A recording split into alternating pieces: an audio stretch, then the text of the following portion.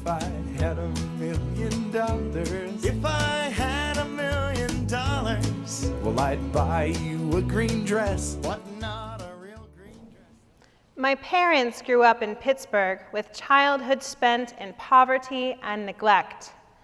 Mom never had a good coat, gloves, or boots, and Dad's parents divorced, leaving him, his mother, and 3 siblings to share a single bedroom.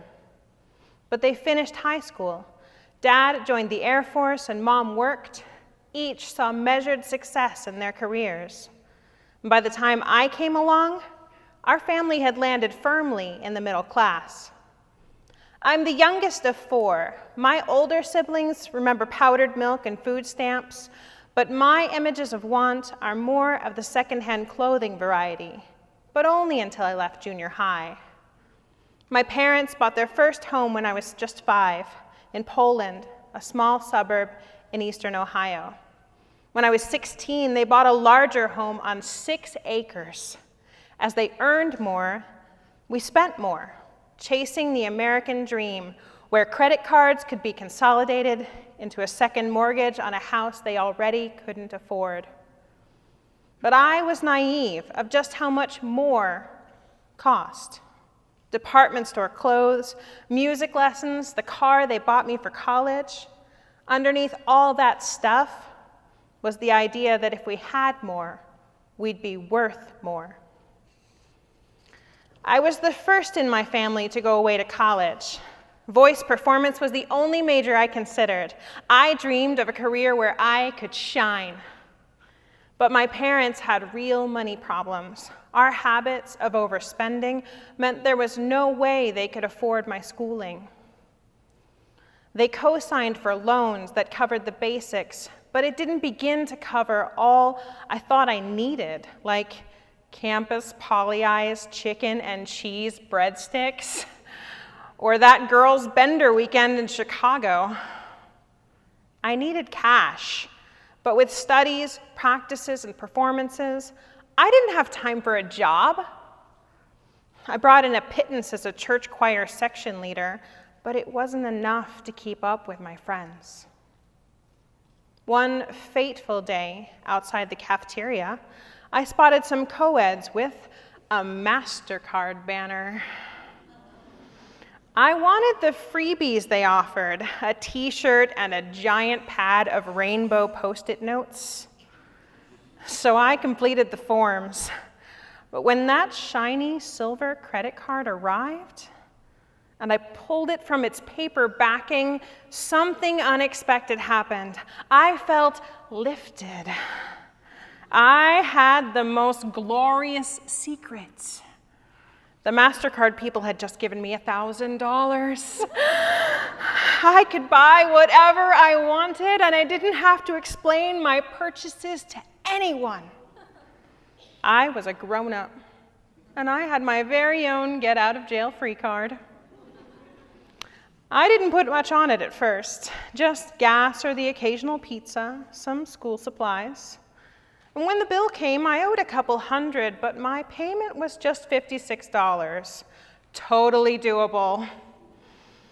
After a few months, my free money was gone. I cried. I couldn't remember how I spent it. Without telling a soul, I started accumulating cards to keep up my habits.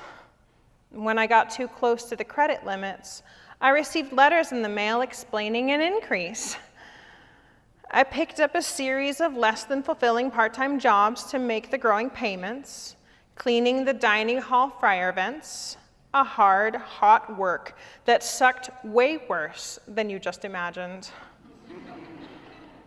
Then there were sleepless night shifts spent at the front desk of my dorm checking in inebriated classmates. My sense of freedom was slipping. Working more meant I got to spend less time with my friends. It wasn't fair. I was angry. I started to hate the cards and the way I was trapped by them. I was envious of the money others seemed to have and the fun they were having without me. I began to wrestle with anxiety. I was so busy all the time. I was supposed to be out all night, laughing and making memories with my friends. But instead, I was beyond overwhelmed. One afternoon, my RA found me in a full-blown panic attack. I was at the bottom of the dorm stairwell, shaking, rocking back and forth, crying, "What am I gonna do?" She helped me call my mom. I was too ashamed to tell her the whole truth about my debt. But I said, "Things are bad and I'm scared."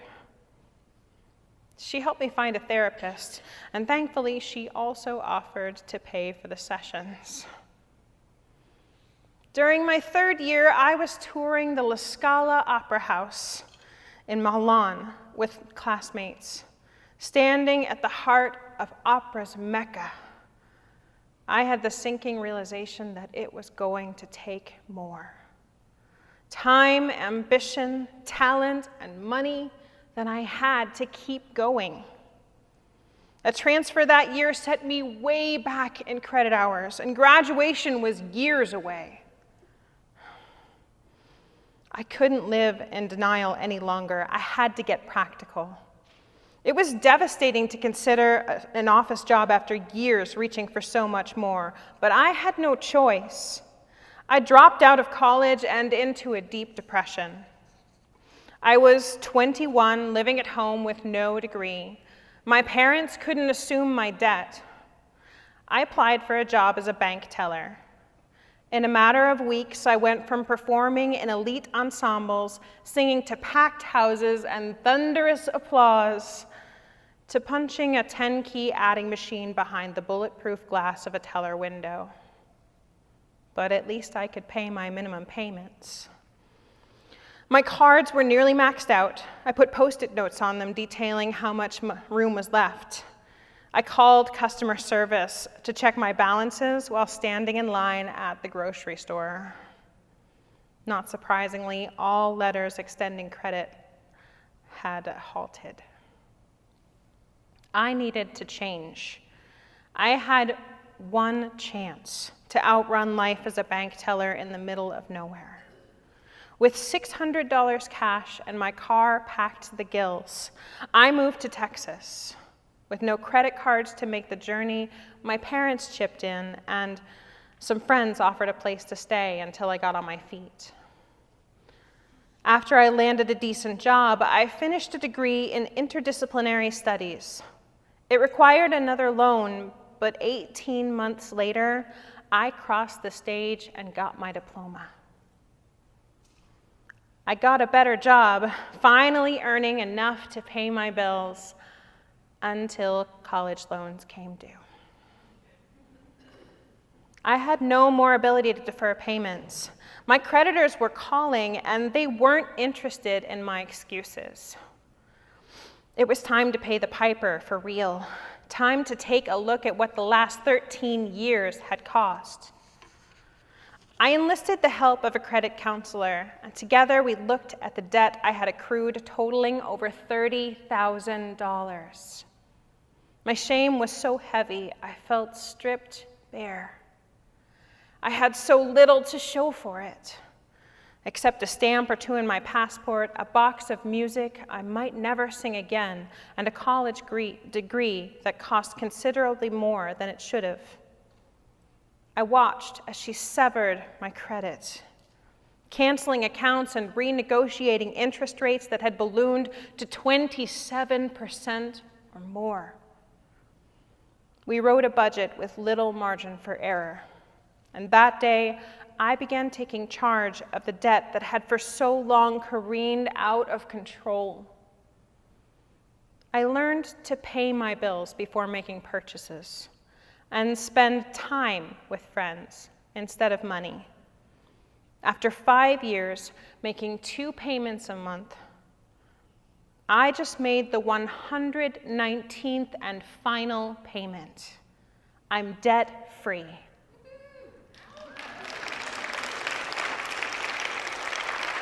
Well, not counting $40,000 in school loans. But give me another 5 years and I'll have that paid off too. There are moments when I think I could handle a credit card again, take a vacation, buy some new clothes, but then I remember the slippery slope and how for the first time the other day, I really talked to my mom about debt and how the stuff bought on credit can never make us worth more.